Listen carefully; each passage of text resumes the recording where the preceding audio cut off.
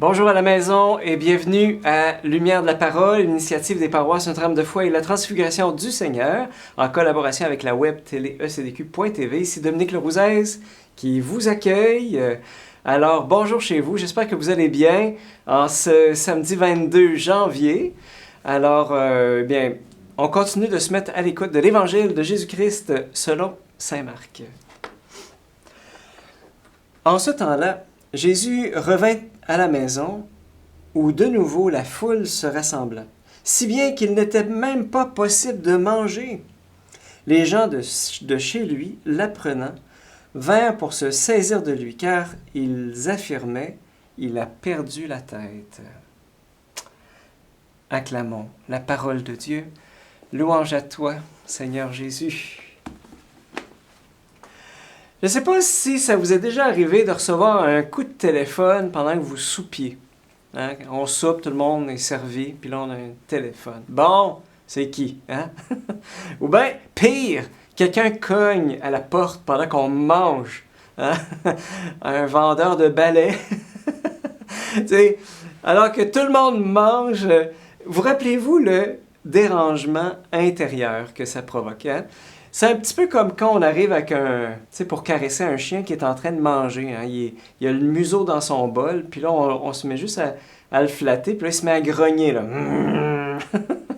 Alors ça veut dire en langage de chien, là, « Hey, c'est vraiment pas le temps, je mange. » Alors, ou bien c'est comme le père qui dit à son adolescente, hein, « Dis-y de rappeler, on est en train de manger. » Bon, je sais pas pourquoi, mais mais être dérangé quand on mange, on dirait que c'est pire que quand on travaille ou on fait d'autres choses.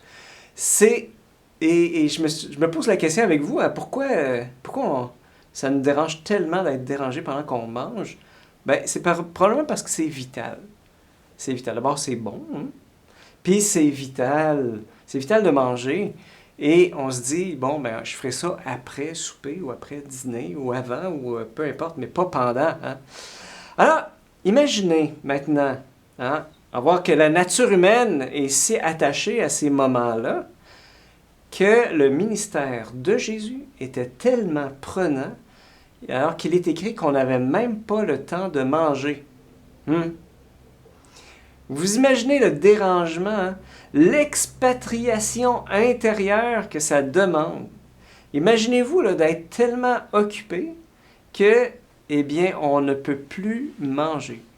Et comme si ce n'était pas assez, les gens de son village ne le reconnaissent plus. Ils veulent se saisir de lui en affirmant « Il a perdu la tête ».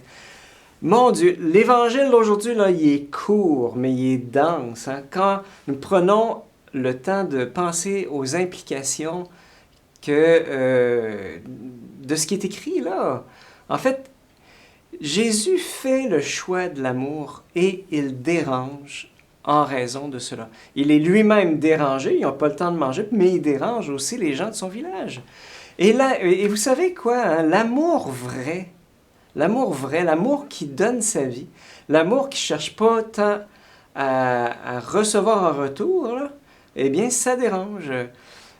Voyez la mère de famille qui se fait constamment déranger là, durant l'heure du souper, hein, puis qui mange froid. Oui, moi j'ai vu beaucoup de mères qui mangeaient froid. Ou bien qui mangeaient ce que les enfants n'avaient pas mangé. Puis c'est froid. Avec tellement d'amour et d'humilité. Ou bien l'homme qui demeure fidèle à sa femme qui l'a quitté, hein, et dont on dit de lui, il est fou. Pourquoi il reste fidèle? Ça, j'ai vu ça aussi. L'amour, hein, des fois, l'amour n'est pas compris. Hein. Saint François d'Assise, hein, qui disait, l'amour n'est pas aimé. Alors oui, suivre Jésus, vivre l'amour à sa manière, implique constamment de se laisser déranger. Jésus avait dit, les renards ont des terriers, les oiseaux ont des nids, mais le Fils de l'homme n'a pas où reposer la tête. Et je me rappelle des amis en Belgique qui avaient monté une pièce de théâtre qui s'appelait Le Dérangile. Le Dérangile. Vivre le Dérangile. Hein, et dérangement, évangile. Alors, ma question aujourd'hui, as-tu déjà vécu le dérangile? C'est-à-dire des moments dans ta vie où l'Évangile est venu bouleverser ta tranquillité intérieure. Et je te pose la question, dans ces moments-là, comment ça s'est passé? Est-ce que ça a été des moments heureux, malheureux?